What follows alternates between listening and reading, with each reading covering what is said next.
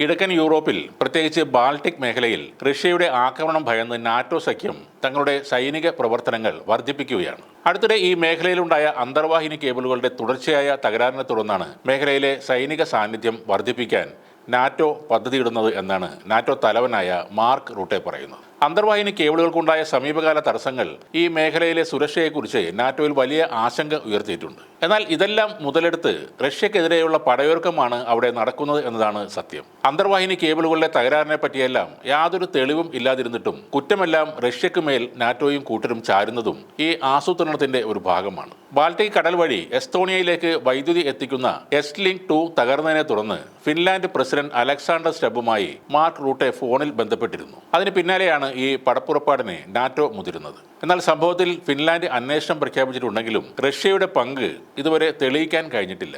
എസ്റ്റ്ലിങ്ക് 2 തകർന്നതിനെ തുടർന്ന് ഫിന്നിഷ് അധികൃതർ റഷ്യൻ എണ്ണക്കപ്പലായ ഈഗിൾ എസ് കസ്റ്റഡിയിൽ എടുക്കുകയുമുണ്ടായി. പവർ കേബിളിന് കാര്യമായ തകരാറുകൾ പറ്റിയില്ലെങ്കിലും ആ സംഭവത്തിൽ റഷ്യയെ ബോധപൂർവം പ്രതിസ്ഥാനത്ത് ആക്കാനാണ് നാറ്റോ ശ്രമിക്കുന്നത്. റഷ്യയുടെ അതിർത്തിയോട് ചേർന്ന് നാറ്റോ അംഗങ്ങൾ പതിവായി യുദ്ധവിമാനങ്ങൾ വിന്യസിക്കാറുണ്ട്. 2014 മുതൽ ബാൾട്ടിക് കടൽ മേഖലയിൽ നാറ്റോ അതിന്റെ സൈനിക സാന്നിധ്യം വർദ്ധിപ്പിക്കുന്നുമുണ്ട്.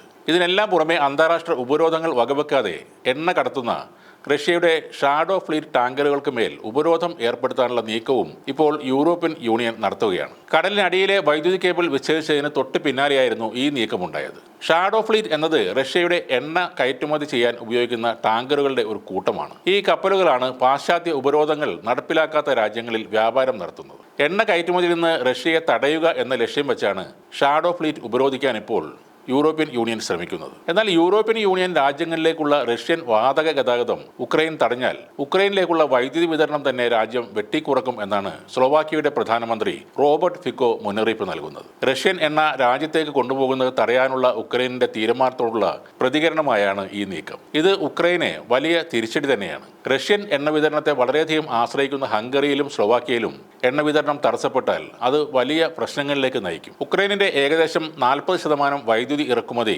ഉക്രൈനിയൻ ഹംഗേറിയൻ അതിർത്തിയിലൂടെ കടന്നുപോകുന്നതിനാൽ ഇക്കാര്യത്തിൽ ഹംഗറിയും ആശങ്കാകുലരാണ്. ഹംഗറിയും സ്ലോവാക്യയും ഉക്രൈനിന്റെ ഈ നടപടികളെക്കുറിച്ച് ബ്രസൽസിനോട് നേരത്തെ മുന്നറിയിപ്പ് നൽകിയിരുന്നുവെങ്കിലും ഉക്രൈൻ ഇരു രാജ്യങ്ങളുടെയും ഊർജ്ജ വിതരണത്തെ അപകടപ്പെടുത്തുന്നില്ല എന്നായിരുന്നു അവരുടെ മറുപടി. ജനുവരി 1 ശേഷം ഉക്രൈനെതിരായ എല്ലാ പരസ്പര നടപടികളും വിലയിരുത്തുമെന്നും ഉക്രൈന് ആവശ്യമായ വൈദ്യുതി വിതരണം നിർത്തുമെന്നും റോബർട്ട് ഫിക്കോ അറിയിച്ചിട്ടുണ്ട്. റഷ്യൻ പ്രകൃതിവാതകം ഉക്രൈനിലൂടെ കടത്തിവിടുന്നത് നിർത്തുമെന്ന ഉക്രൈന്റെ പ്രഖ്യാപനം റഷ്യയോടുള്ള പ്രതികാര നടപടി മാത്രമാണെന്നും അദ്ദേഹം പറയുന്നു. പൈപ്പ് ലൈൻ വഴിയുള്ള വാതക വിതരണ ഡീൽ റദ്ദാക്കിയാൽ സ്ലോവാക് റിപ്പബ്ലിക് ഉൾപ്പെടെയുള്ള യൂറോപ്യൻ യൂണിയനെ കോടിക്കണക്കിന് മൂല്യമുള്ള നാശനഷ്ടങ്ങൾ വരുമെന്നും ഫിക്കോ മുന്നറിയിപ്പ് നൽകുന്നുണ്ട്. അതേസമയം സ്ലോവാക്യയുടെയും ഹംഗറിയുടെയും റഷ്യൻ അനുകൂല നിലപാട് യൂറോപ്യൻ യൂണിയനിലും ആശയക്കുഴപ്പങ്ങൾ ഉണ്ടാക്കുന്നുണ്ട്. ഉക്രൈനെ സഹായിക്കാനുള്ള നാറ്റോയുടെ തീരുമാനത്തെ എതിർക്കുന്ന രീതിയിലാണ് ഇരു രാഷ്ട്രങ്ങളുടെയും നിലപാട്. ഇതിലൊന്നും കുലുങ്ങാതെ തന്നെ റഷ്യൻ പ്രസിഡന്റ് വ്ളാഡിമിർ പുടിൻ ഉറച്ചു നിൽക്കുന്നുണ്ട്. ഉക്രൈൻ ഈ ട്രാൻസിറ്റ് കരാർ അവസാനിപ്പിച്ചാൽ ഊർജ്ജ പ്രതിസന്ധി ഉണ്ടാകുമെന്ന് യൂറോപ്യൻ യൂണിയൻ രാജ്യങ്ങൾക്കും